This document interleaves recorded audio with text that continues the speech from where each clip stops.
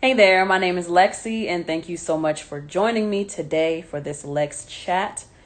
In this Lex Chat, we're going to talk about a couple topics. I want to get into clients who feel entitled to your time, and I also want to get a little bit into clients who don't necessarily display that they have the discipline or the ambition to go out and search for certain information for themselves. So that's going to be the Lex Chat. Those are going to be the topics we're talking about for Lex Chat today. If it's something you'll be interested in hearing more about, stay tuned.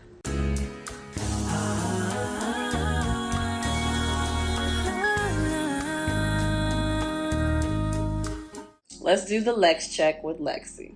My birthday was this past Monday, December 6th. And we're recording this live on, what's today, the 11th? And this episode is going to be posted on Monday. So those are the benefits of seeing this live. You see it a few days before it actually posts, and then y'all get all these cool little interactions, and I respond to your comments and all of that good stuff. But my birthday was December 6th. I am not going to reveal how old I am. Y'all can go to my website and read my bio and discover for yourselves how many years I have. Side note, I'm going to stop saying, oh, how old are you? And start asking, how many years do you have? Because I feel like that's less rude. And people don't feel old just because they gained another revolution around the sun, you know? So random, I guess a little bit political correctness from me. How many years do you have? And actually, I'm not afraid to reveal it. I have 28 years, December 6th, 28 years. So, and I just keep getting better and better every year. Hi, kitty cat. She is eating my hand. Anyway, I get really weird around my birthday, and I guess it's like an anxiety thing. I struggle mentally with feeling like people support me in general, and that trickles into my birthday. So I feel like people don't care about my birthday. And I feel like if I did anything, people won't necessarily come out to celebrate with me, which is a ridiculous thing because I do have people who want to do stuff with me and share in experiences. She is wilding out right now. Yeah. So I do have people who want to share in experiences with me and do things with me. The psychology in my mind, if y'all caught the past few episodes, what up, Double R? If y'all caught the past few episodes, then I kind of talked about how, I'm realizing that from my childhood, because my parents were always working and I basically grew up as an only child, like nobody really came out to my games. Nobody came out to my dance recitals or rehearsals or like any artsy performance kind of stuff that I did growing up. My family, they weren't there for majority of those things. And I want to say if any, because I just don't remember. I think there was like one or two games in like middle school of volleyball or basketball or something. But in general, growing up, it's something that I understand that my parents were working, so they couldn't necessarily be like, you're tired and they're military. So they're getting up at 4:30, 5 o'clock in the morning to go to 6 a.m. PT. And then they're working from 9 a.m. until 5, not getting home until 6, and got to do dinner and get everybody ready for the next day. My mom grew up as a single mom for a while. So that was tough on her, I'm sure. It was just, I understand a lot of things that may have been a reason as to why I did not get people showing up for me. But the way that's manifested into my adult life is I don't feel like I have support, and I feel like I have to do a lot of things alone, if not everything. Just because I was pretty much raised to be independent because my parents did have to work so much. And I guess it's just part of the military upbringing too. Independence, self-sufficiency. And so that manifested in a really weird way into my adult years. And it affects me as an artist because I just don't feel like I have the support that I want. It's a thing that I have to overcome. All of that to say that I'm really weird around my birthday. It's the same kind of anxieties, it's the same kind of thought process when my birthday comes around. Like, I don't know if anyone is really excited that it's my birthday. I don't know that anyone would be interested in hanging out with me. This is what I tell myself in my mind. So my birthday can get really emotional for me. And because of that, especially this year, I had plans to actually do stuff. Like, if y'all remember a few weeks ago, I put out a call on Instagram like, hey, I want to go to the cabins. Who would be interested in doing that? It might be like $100 to $200 per person for like a 2-night, 3-night stay in a cabin in the mountains with jacuzzi. Nice, nice houses, okay? And then we would go do zip lining and hiking or whatever. But people are talking about they might want to turn it into like a recording retreat. So we might see what that's talking about too. But I actually had plans on doing that, but I had plans on doing something for my birthday this year. But a show that I was going to perform in, it got moved from November 20th to December 4th. And I was planning on going to the cabins for my birthday weekend. So the cabin plans got canceled, obviously. And then the day before the show comes along, Friday, December 3rd, and the promoter of the show says, hey, it's been canceled. Too many of our key players are sick. Not with COVID, just some seasonal thing that's going around. They're not going to be able to do the show, so we got to cancel. Everything's pushed back to January. So I'm just in my house like, well, dang. I could have done that cabin trip after all. So I start to get a little depressed. It's just like, I didn't plan anything with anyone because I thought the show was going to happen. And I, get depressed. I get sad. It is the day before my birthday, and I make the decision like, you know what? I didn't get to go to the cabins this year, but maybe I could still go ziplining like I wanted to do for my birthday. And that's what the original plan was. So I researched, I don't necessarily want to drive almost 2 hours to Blue Ridge. So I research other zip lines, find something that's like 45 minutes to an hour out. And the price is nice, only $80 for a 2.5 hour tour. I make the reservation online. It's done. Yes, I'm excited. I'm going to get up early in the morning and I'm going to go drive, and I'll be there by this time and ready to do it at, when was it for? Like 11 a.m. in the morning? Yeah. So I book it. Payment goes through. I'm feeling good. I'm feeling hopeful. The people call me and they say, hey, so I'm calling because we got your reservation, but you are the only one who booked. So we're going to wait a couple more hours to see if anyone else books for the day. And if they do, we can continue with your tour. If they don't, we'll have to cancel your reservation or move you to another day because we can't do ziplining tours with just one person. We need a group, 2 people or more. And I did not plan to do any ziplining with anyone. So now in my mind, I'm just like, I'm getting so sad. My eyes are welling up. I'm trying not to get choked up in the throat because I don't want her to know like this is really important to me actually.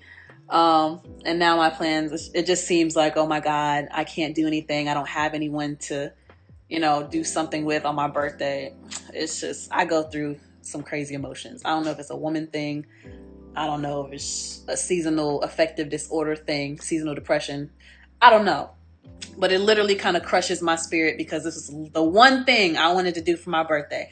The one thing I wanted to do for myself, and I actually had time to do it. And then that thing cancels on me. Normally, I don't plan things with people because people cancel on me.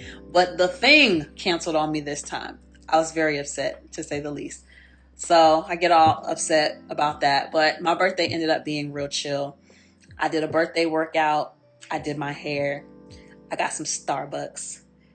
Got caught up in a police chase. It was a nice birthday in Atlanta. That's like my 3rd time in 2 months getting damn near caught up in a police chase. is really getting kind of wild out here. I don't know what the hell is wrong with these people. They just don't want to pull over. They doing the crime, but they obviously trying to escape. But anyway, and then the next day I took myself to the aquarium because I decided, you know, I'm not going to let that failed attempt stop me from still trying to enjoy myself and keep, you know, trying to enjoy myself and treat myself a certain way. I need to train myself now for how I want to be treated and for things that I want to do. So then eventually, and this is going to go all over the place, but eventually when I get into things like relationships, I will have a knowledge of what I'm interested in, what I like to do, where I want to go. And, you know, if someone is not able to do that for me, then they're not a complement to my life. They are not an addition to my life. So that's what it is. Whoever you are, Divya Shetty, I'm not taking my top off. You can go on with that. But you can hop in on this conversation. That would be nice if you were actually listening to what I was saying. But yeah, anyway. So I took myself to the aquarium, and then someone who is interested in me or claims to be interested in me didn't even wish me happy birthday. Talking about, oh, you really did your birthday alone? Oh, we're going to have to change that.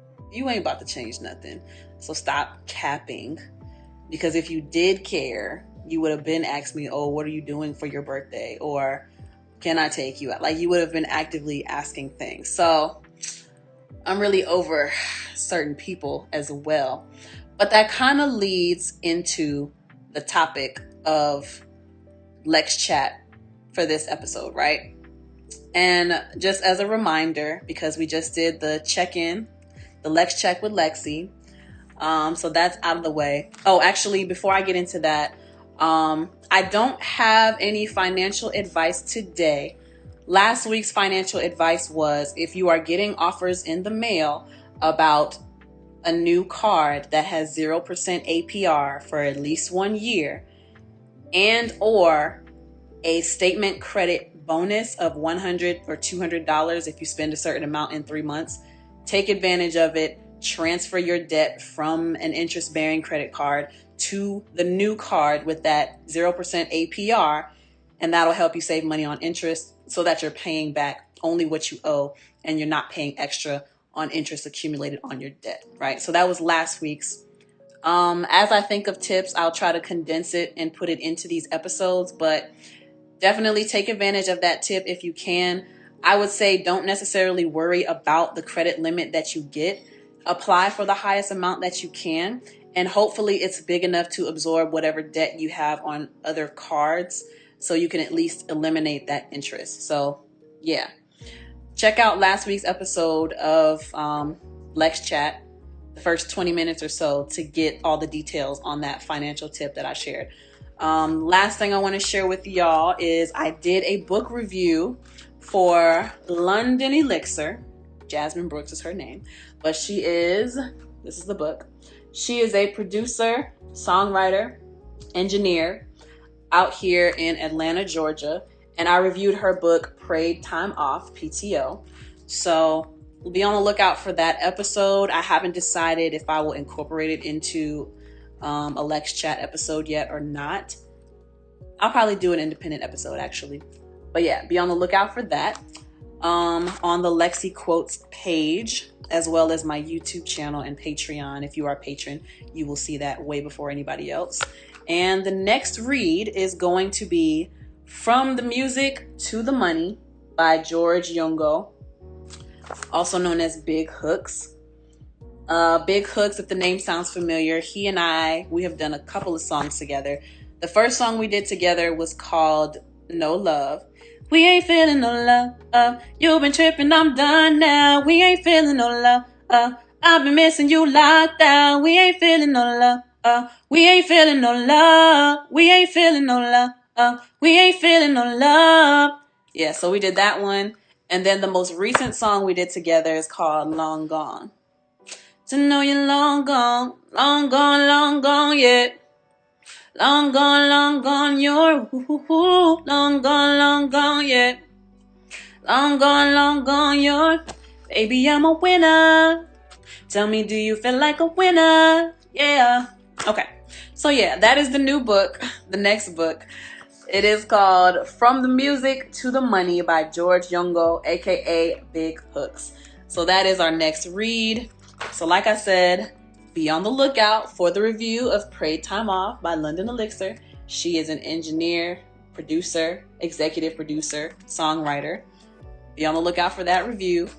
And then be on the lookout for snippets and upcoming review for From the Music to the Money by Big Hooks. But all right, so the topic for this week is clients or people in general who feel entitled to your time and the unwillingness of some people in general, but some clients, to seek out information for themselves as it pertains to their own career. So we will get into the topic right after this commercial break. Goddamn, raise your hand if you working hard. Goddamn, raise your hand if you know you say, yeah. She work, hey, she work, hey, she work, okay, yeah. She work, hey, she work, okay, she work, she say. You can tell them that you say, you can tell them that you say. I have had a few instances in my career as an audio engineer where clients, and it's always male clients, easily Googleable things. Yes, exactly. It's always male clients who feel entitled to my time. And I think it's slick people who might have a crush on me, or they might see me in a certain way, and they just assume that just because you're paying me for a service that you necessarily are entitled to my time. So I guess let me explain that. Now, if you are paying for a service, yes, I am going to give you my time, but that is because I am giving you the time that is necessary to complete your project or to help your idea come to fruition, right? And yes, I would have to agree, narcissistic behavior for sure. So there's one instance in particular, and these are always clients who give me a hard time about the prices that I'm charging anyway. So that's another kind of layer to it that we'll get into a little bit later. But I had an older client, an older Black male client, who's been in the US for a long time, but he is not from here. He was born and raised somewhere else. And, you know, when we did sessions together, they were always nice sessions. I will admit it was a bit much dealing with his personality, because there are just some clients where you have to prepare yourself mentally to deal with them first, because they just come with a certain energy. And it's not necessarily negative. It's just you have to deal with them a certain way and almost not coddle them in a certain way, but you have to kind of tiptoe with how you explain things to them, with how you let certain things be known to them. Let's let that airplane go by. Probably someone's private jet. My private jet landing on the jetway. That's what that was.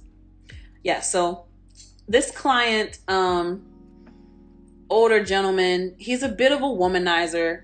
He would tell me stories about, the women that he is interested in and how he's sending money to take care of so-and-so. And he's so, look at how pretty she is, look at how hot she is, and that's mine kind of thing. Like, very much proud of the fact that he can get younger women. But honestly, it's probably because you're dishing out some money. Maybe she does like you personally, but y'all are in a long distance relationship. She's 30 years younger than you, at least. Has kids with other men. I don't know. We're gonna not be messy with that. All right. We're not gonna be messy. I'm just saying, I'm trying to paint the picture, right? He definitely comes off as someone who is, and I get it because he's older, he wants companionship. That's what it boils down to. But it comes off as womanizing. You know what I'm saying? So he has he's commissioned me to do like background vocals for his songs. That's the extent. Aside from engineering his songs that he's written, he would commission me to do background vocals on his songs. He would pay the price, and then he would sometimes tip a little extra, which was really nice. And I would make sure that I got anytime I do a service with people, I try to make sure I get things to them within 5 business days, within a business week. And that was going well. There have been a couple instances where it would be holiday time, for example. And this has happened with other clients too. Like, they really don't care about timeline. I want to spend time with family around the holidays. I don't necessarily want to always be in the studio. I make the sacrifice of working really hard because, you know, anything that you're involved in, you have to plant seeds for it to be successful and then water those along the way. But I have had years where I've stayed in the studio on holidays because I didn't travel to go see family. But I think I had plans this particular year. And now that I think about it, he didn't even offer to pay me extra to get done for him. He would always hit me up with stuff that needed to be done last minute. That's what it started to turn into. He would be easygoing in sessions, but then when he didn't get his way, he would give me attitude. And one time we did yell at each other over the phone because he just pissed me off. So, okay, one example, let me get my thoughts straight. It was around like Thanksgiving, and I was planning on driving from Atlanta to see my family in Savannah. It's a 4-hour drive. I wanted to leave early in the day, but he needed something to be done, sang and decently edited and sent off to Jamaica before I left on my trip to go to Savannah, because I was going to be gone from Wednesday night until Sunday. And he said, I can't wait that long. And this was before I kind of developed more of a fight for myself, before I got a little bit more mean, I guess, or aggressive, before I got more confident in knowing that I will get more clients with or without you. It kind of pressured me, maybe I'll go find somebody else who will be able to do it. And that should have been fine, honestly, because anyone who's trying to manipulate you into doing something that you are uncomfortable with, whether that's clients or romantic relationships, even familial relationships, that person is manipulative and they do not respect you. They don't respect your boundaries. They don't respect your time. And I no longer work with him anymore because I started realizing these patterns. But I very much at the time felt like if I don't do this, I'll lose him as a client and I won't make the money, blah, blah, blah. So somehow I end up getting bullied and feeling anxious about doing this project before I left. So I delay my departure because I was going to leave at like 2 p.m. to get down to Savannah. I delay my departure until after 8 o'clock at night because I'm not leaving in the middle of traffic time. I delay my departure to take an extra 2 or 3 hours to do the backgrounds that he wanted, send them off, whatever. He didn't even offer to give me extra money to expedite this service, especially since it was around a holiday. Strike one. Another time, I literally engineer, right? That's like my first thing when people meet me, I'm engineering. This same client would be upset with me because he would call my phone and I wouldn't answer for hours at a time. But it's like, sir, I literally engineer. I cannot be at your beck and call every moment just because you want it. You can send me a text message or you can leave a voicemail and you can wait for my response. If you can't wait, then you need to find someone else who is always going to be available when you call. But I had to explain to him, like, if I'm not answering you, don't hit my phone up back to back because, and I don't know what it is about certain guys, if they don't get an answer, somehow that means, oh, maybe she just didn't see the call. Let me call 5 more times in a row to see if she answers and picks up. No, at that point, I really should block you.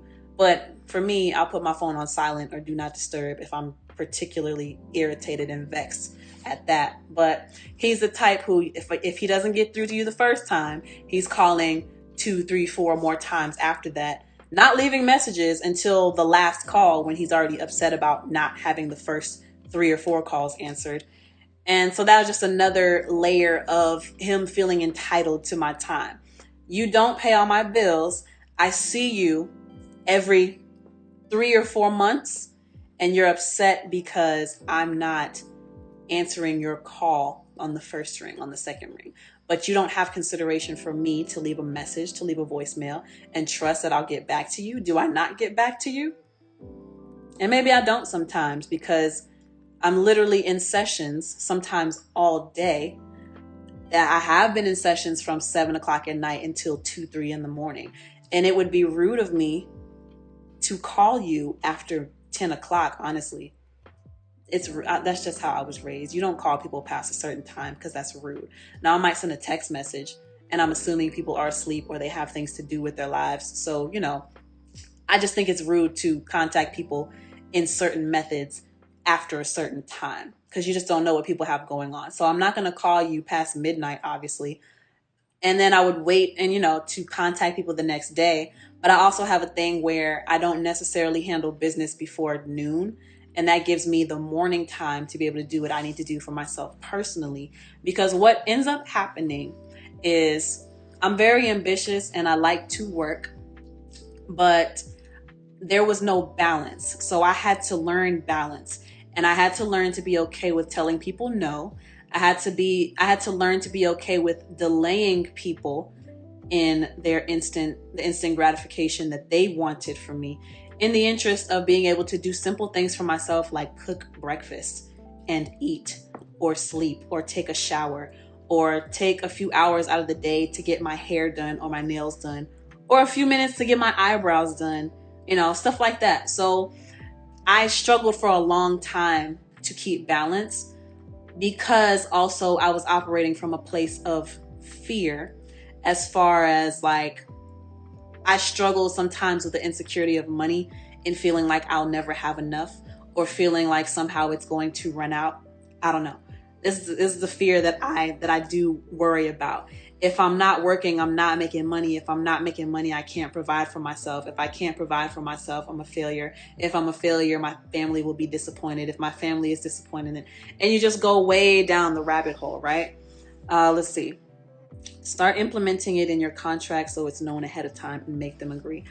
Yes. So over time, I don't necessarily have contracts that I make people sign before we engage in service. I put my terms and conditions in I'll either send it in an email if they pay me with cash or CashApp, or my terms and conditions are included in my invoice. So when they book me for certain services, part of my terms and conditions say you can expect something back within a business week. If you want me to expedite this to get it back to you within 2 to 3 days, that's an extra fee of this. If you want same day delivery, that's an extra fee of that. And then even if you desire me to expedite a service, I have the right to decline your request based on my discretion, because I might have things in my schedule and I may not be able to accommodate. So why would I charge you for something that I can't accommodate you for, right? So I do that now. I do have terms and conditions in my contracts, in my invoices, sorry. So people understand, and then I'm explaining before we get into the business of things. This is how I operate. This is what you can expect. I will send you notifications outlining this, blah, blah, blah. And by making this payment, you are agreeing to my terms and conditions. And that's kind of how I protect myself in those situations. But I just had another instance, literally how long were we doing this? Literally an hour ago, where someone called me yesterday wanting a session, and I told them I'm not available because I did have plans for the day. My schedule was available. My session didn't start until 8 o'clock. I did have plans and things that I needed to finish before that time, that I had planned my day out, things to do. And this person was upset because I couldn't get them in right then and there when they wanted. So they said, all right, we're just going to hit up somebody else and see if they're available. I'm like, cool, yeah, do that. See if he's available. He's in the city now, so he's probably closer to y'all anyway. I'm assuming they got the session yesterday. He hits me up today. Why would you book something for today knowing that we were trying to get in with you? I'm like, bro, you wanted yesterday. I told you I'm not available yesterday. And yes, yesterday I told you that I would be available all day the next day. But in between the time that I stopped talking to you, somebody else booked and they locked in the time. So why are you upset with me because you did not lock in your time ahead of time? And it's just, I guess this is sounding more of like a rant, but I want it to be educational. I don't want it to just be me, talking smack or venting to y'all. But all of these examples to say that, you know, you got to set boundaries with your clients. Really, you got to set boundaries within yourself. Boundaries and expectations are so important because, and literally I'm thinking to myself, so you want me to miss out on money because you can't decide and you can't be intentional about what you want to do in the studio, when you want to come into the studio, and how long you may need the studio for? That's completely inconsiderate. And I don't think you would be missing out on anything. If you are an engineer, especially, or producer, I don't think you're missing out on anything when you deny people who think like that. Everybody, and this is a philosophy that I lean towards, a philosophy that I practice, and I try to keep myself in check. Everybody is on their own timeline. How could I possibly be upset with someone for not being able to do things when I want them to do it? We are all on our own timeline. We are all in our own world. We have things that we want to accomplish for ourselves, certain times, certain dates, all of that good stuff. So I'm the type of person, I understand that because I'm very much in my own world. I understand that everybody else is probably in their own world too. So if I call somebody and I don't get them the first time, I'm like, all right, they're probably busy doing something.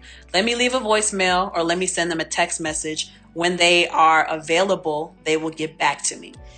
When, in regards to this client, I say that you're not missing out on anything because anybody who really wants to work with you, they will make sure that they are coordinating with you. So you need to be able to have discernment. That's another thing, I guess. Have discernment as far as reading people, I guess. And let me get my thoughts together on this because I feel a fog coming on. It took me a little bit of time to feel comfortable saying no to people because I used to, and I still do have fear, obviously, but I recognize that there needs to be a balance, like I said earlier. I literally would not have time to shower, would not have time to barely brush my hair, brush my teeth, feed myself, sleep, let alone be able to go do my own music, because there have been times when I would dedicate my entire schedule to other people at my expense. And the part that hurts about it is I'm spending so much energy to, support other people, but they are not doing those things in return. See, the thing about it is everybody is in their own world, right? So they have certain things that they want to do by certain times. They got tunnel vision. What was happening was I would be willing to drop things like that to come to those people, but then they wouldn't do the same thing for me.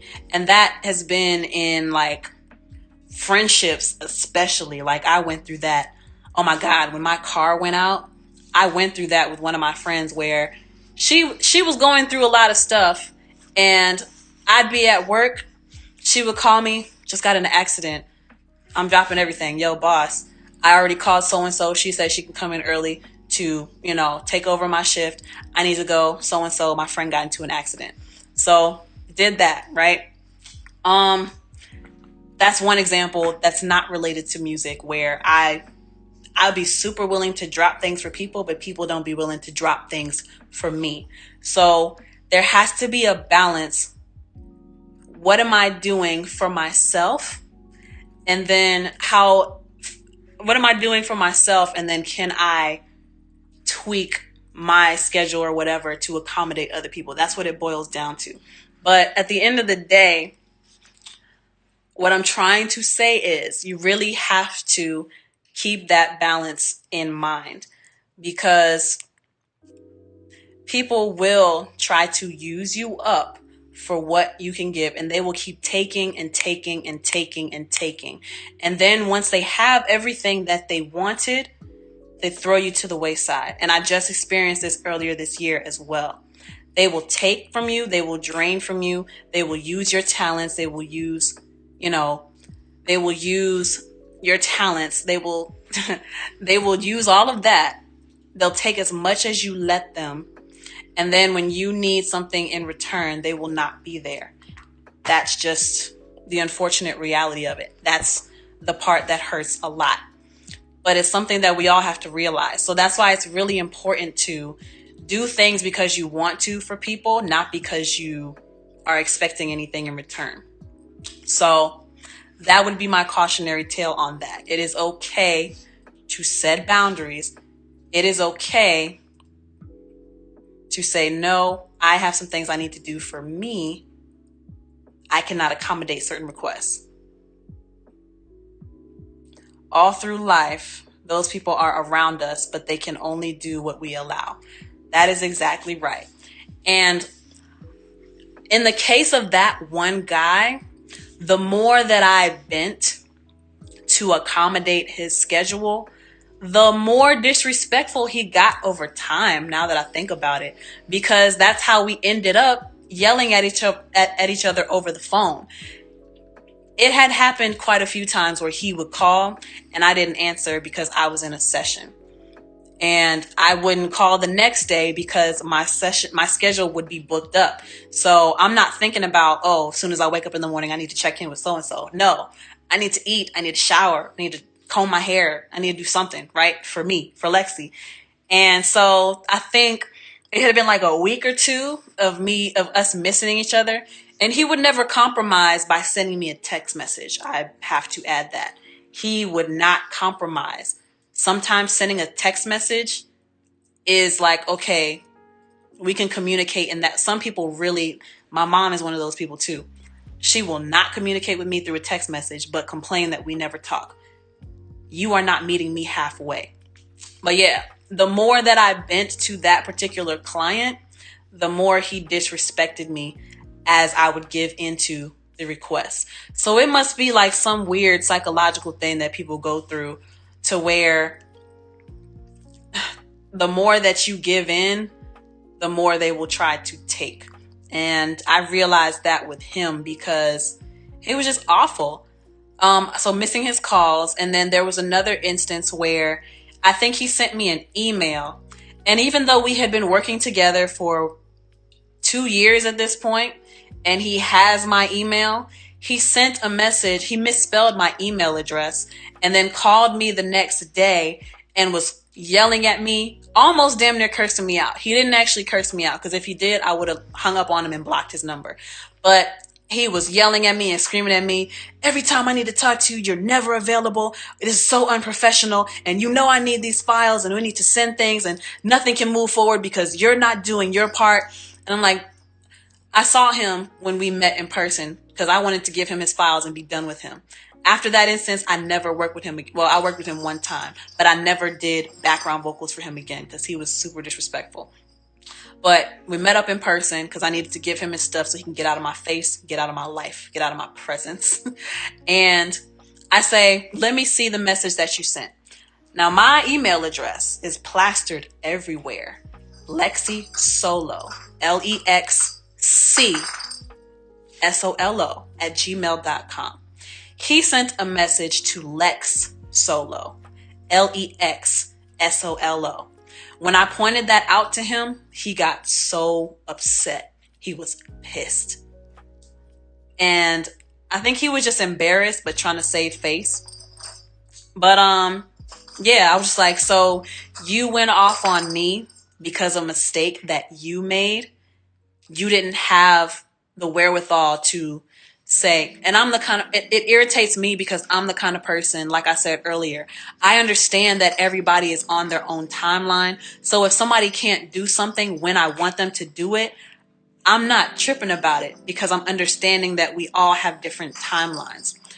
And another thing about me is before I go pointing the finger at somebody, I look at myself and I look at everything I've done to make sure, could I have handled something differently, or did I forget to do this? Did I send it to the right person? Was it the proper time? And I just go through a list of questions in my head to make sure that everything that I could control, I did my part properly.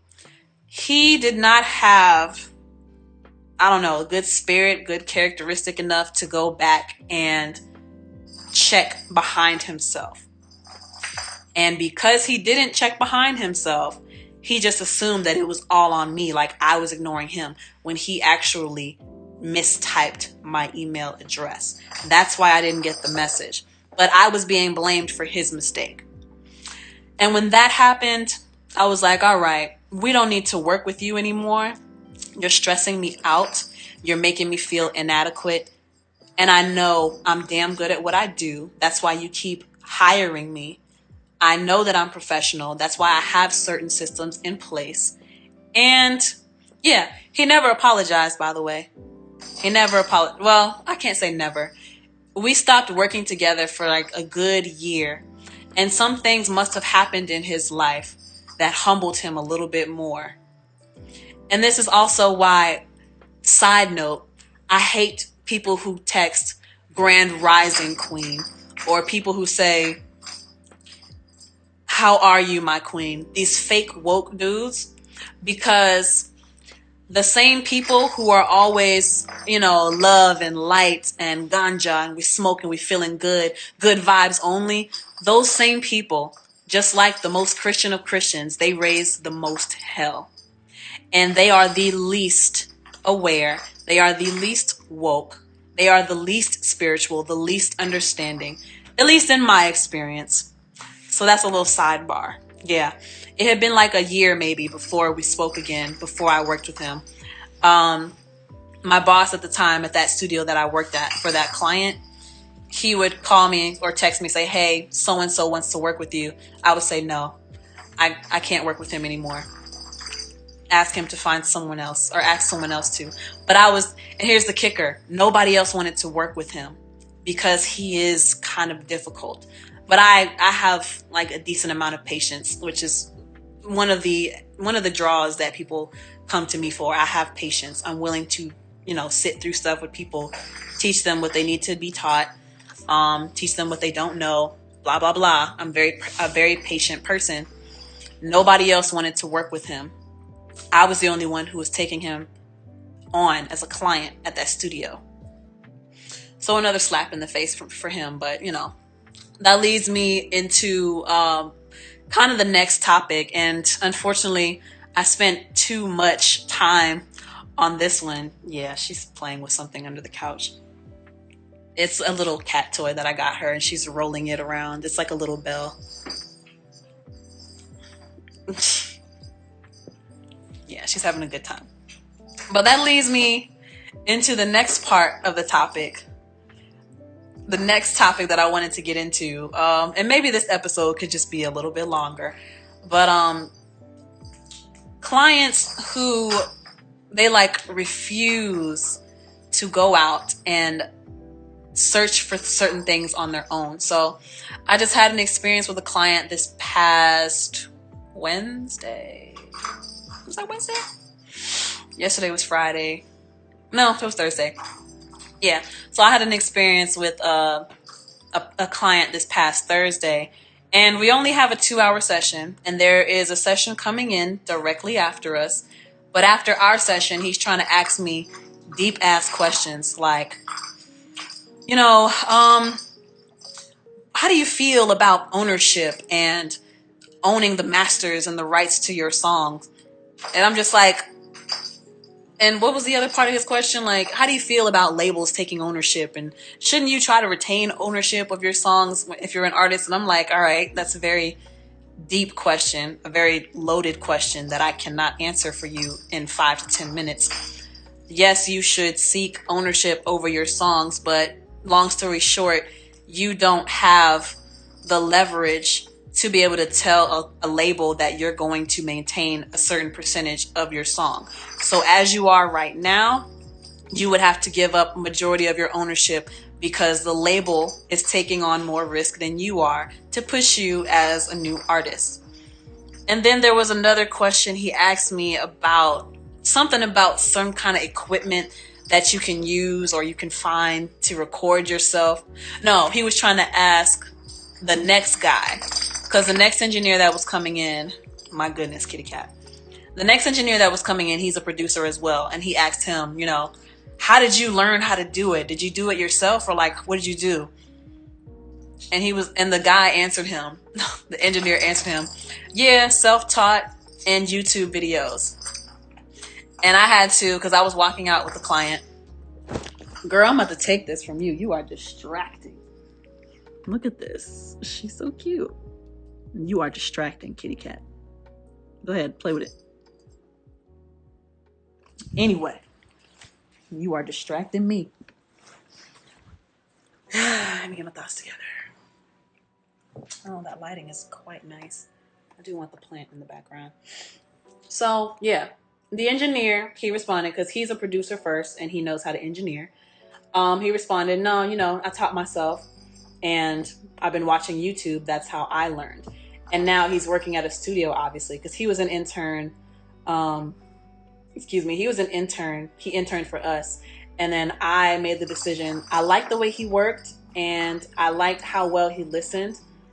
So I kind of took him under and decided that it would be a good idea for him to be a part of the Rich Productions team. And I also kind of knew that I wasn't going to be there very long. So, I needed to make sure that there was somebody at least like me the way that I was when I first started out there. He has certain characteristics about myself that I really like. But yeah, so he said I taught myself and I watched YouTube videos. And I was walking out with this client and he's trying to ask me these questions where it's just like, I've been engineering you for 2 or 3 years now. And he would try to have long phone conversations, asking me various questions. And I don't mind helping people unless I have something to do for myself. Then I kind of get a little irritated, but I want people to know that I care. So I'm not just going to rush you off the phone unless I really got to go. But, I'll give him an hour, but he would try to call like every day asking questions. And fast forward 2 years later, I'm thinking to myself, I've been working with you for a long time. You've been doing music for a long time and you still don't know certain things. And so he was trying to ask me more questions. And I said, look, the kind of questions you're asking, it's going to be longer than this elevator ride that it's going to take for us to go from the 4th floor to the 1st floor. So what I did was I said, you know what, follow me on Instagram, because we've been knowing each other this long and you ain't been following me. Follow me on Instagram. I'm going to see that you're the last person that followed me. I'm going to send you links to my YouTube page.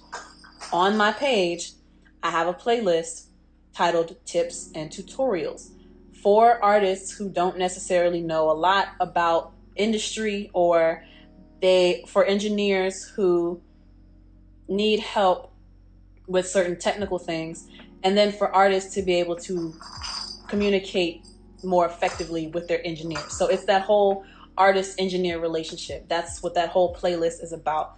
And that is the original purpose that I started my YouTube on, educating people, educating the engineer and educating the artist, and how we can get y'all to communicate better so it'll be a more enjoyable experience for everybody involved. She is really going in with that toy. And I had to basically tell him, you have access to the internet, to Google. I can tell you all of this information, but you still need to go out and apply it for yourself. You can Google, just like the engineer just told you, how did he learn how to produce? Self-taught and watching YouTube videos, application, practice.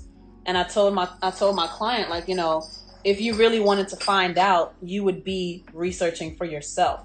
It's nice, of course, to have people that you can ask questions to face. That's what we would all prefer, because it's just easier that way. And you get more direct responses when you have a mentor, a person that you can come talk to. But if you really want to do something, you are taking the time and you are of your own accord in researching certain things. So I'm telling him, like, I'm going to send you the links to this. Watch those videos so you can be a little bit more educated on, especially the language, because if you've been recording with me for as long as you have, you should understand certain terms like verse, hook, bridge, background, ad-libs. You should understand certain things like that. But he was asking me business things, and I do have videos on that as well. Like, I talk about distribution, I talk about social media, I talk about maintaining your own website, I talk about maintaining consistency with content so that you can, connect with people, but also give people something that they can look forward to in your content. I told this client, if you really want to know things and if you are serious about being in music, you would have a hunger for yourself. You would go searching out information for yourself. The things he was asking me, as someone said earlier in the comments, easily Googleable. Okay? And, I gave him, check out my YouTube. That's one place to start.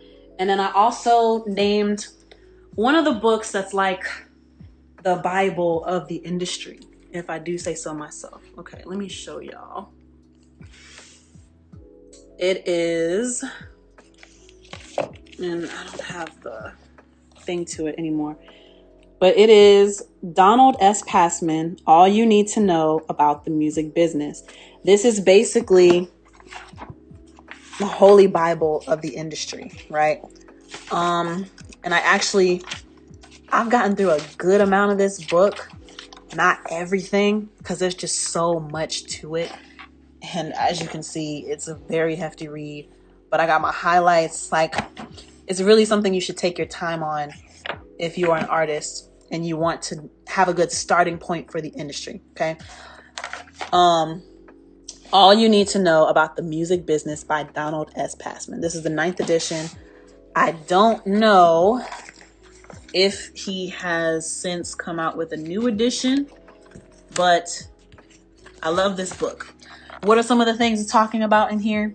How to pick a team, business philosophy, hiring a team, managers, business managers, attorneys, lawyer fees, agents, fees, record deals, overview in the record business, advancements in recoupment, real life numbers, major deal points, producer and mixer deals, advances, royalty computations, who hires a producer, mixers, advanced royalty computations, sound scan, master license, foreign royalties, royalties for United States sale, distribution methods, television advertising, DVD and home video, that's obsolete now, but record clubs, cutouts, posters, video games, accounting, advanced record deal points, territory, merchandising, videos, exclusivity, advanced demo deal negotiation, loan out independent production label and distribution deals,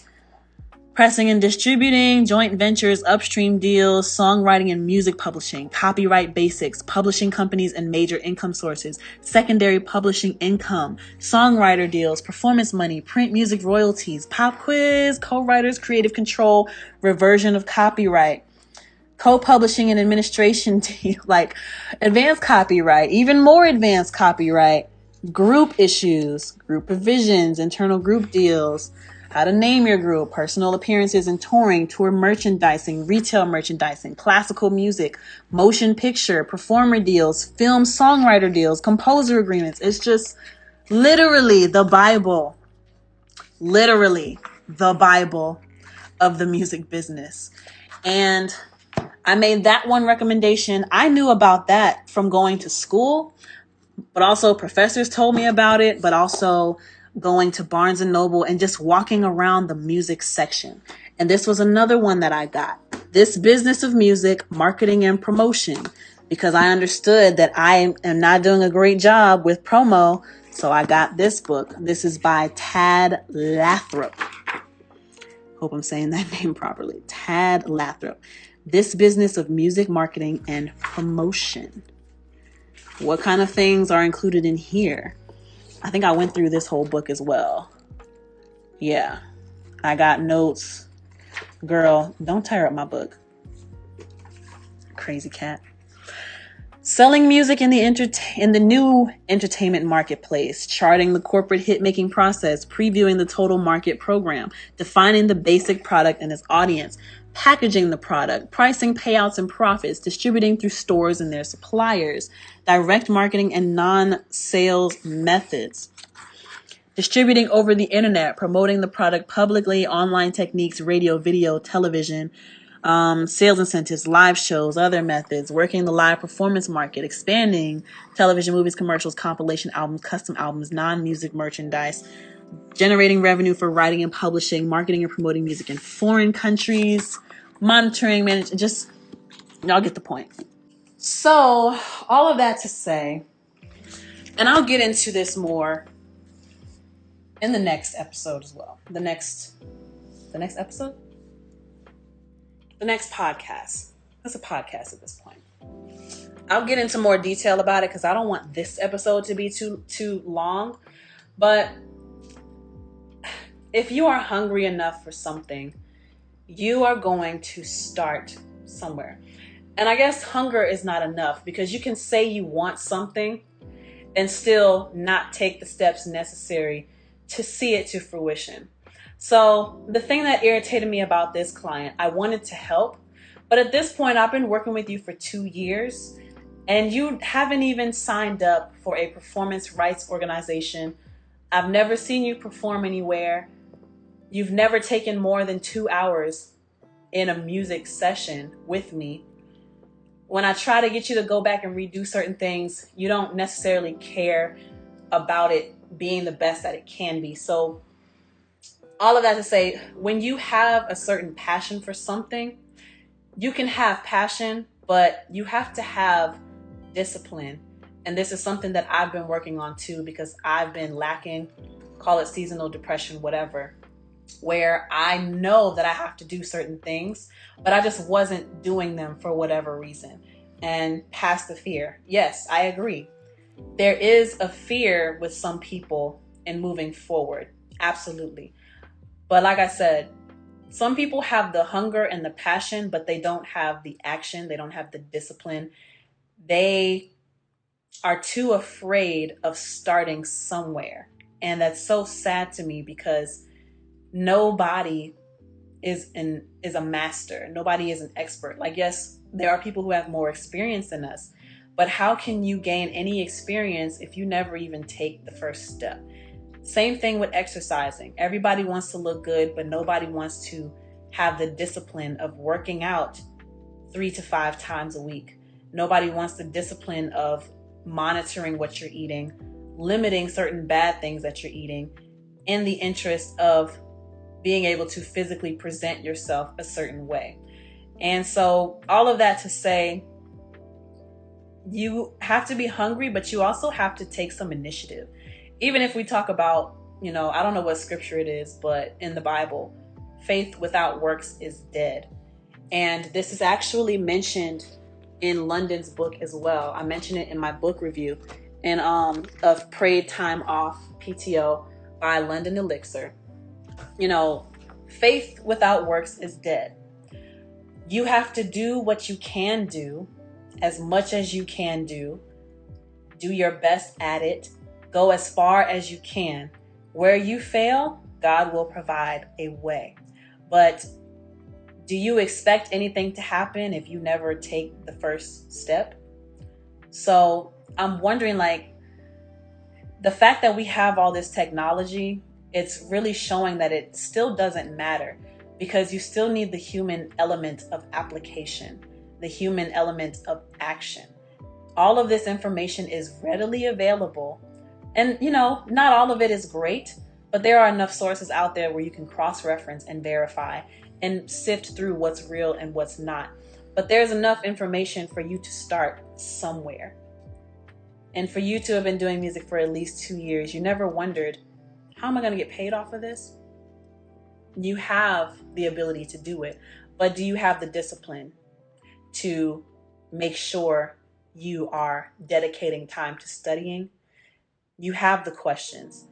Have you written your questions down? You can Google those things. You can get a basic understanding. And then when you come to see me in the studio, I'll probably be more willing to elaborate on things that you've already looked up. If I don't know something, I go and I look it up. Or I'm going out. If I can't get the answers I want from the people I want, there's a whole internet out there. YouTube is literally a university. But with all the information, it still needs the human element of application. So let's see. Even getting food stamps, a person has to take the initiative to get the paperwork filled out. It's always going to be a time when someone has to put in the action. Yes, I'm glad you said that. Action. Discipline and action. Discipline and action, discipline and action and application. What is this on my neck? Feels bad. But yeah, that's good. That is really good. Even getting food stamps, even getting unemployment, you have to go to the office to fill out paperwork.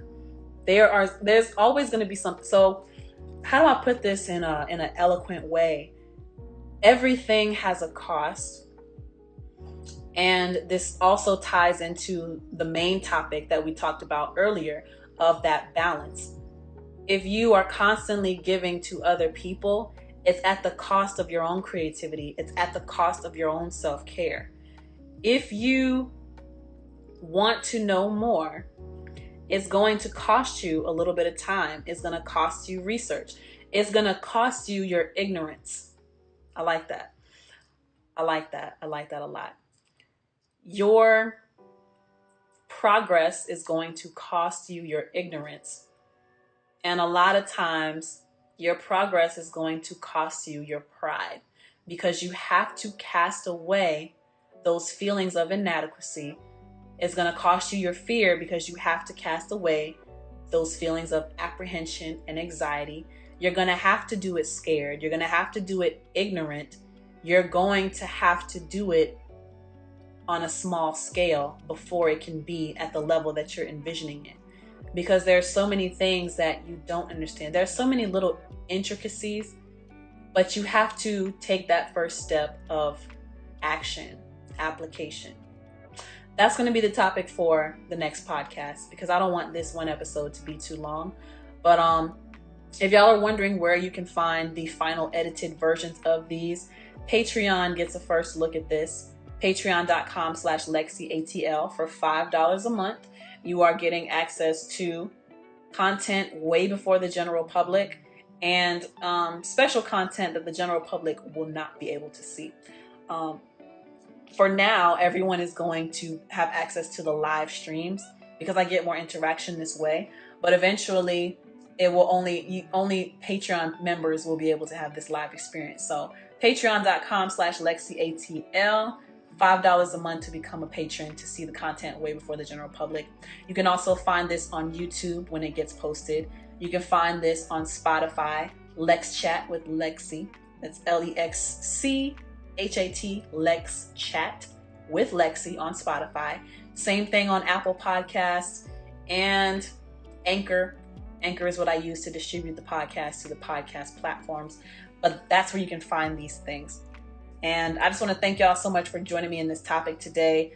Definitely take another listen when it posts again, and engage with me in the comment section. What do you think about the topics? So the main topic of this being clients who feel entitled to your time. And I'll have to also elaborate on that, because I feel like it was more of a rant today. We'll elaborate on boundaries and letting yourself know that it's okay to say no, and also finding balance when it comes to taking on projects with your clients. And then we'll also elaborate on taking initiative as an artist to find out certain things, to get certain information. So I will make note of that, and join me next week. I want these to be filmed on Fridays. Saturday is happening because for some reason I didn't do it yesterday. I guess I just ran out of time. I don't know.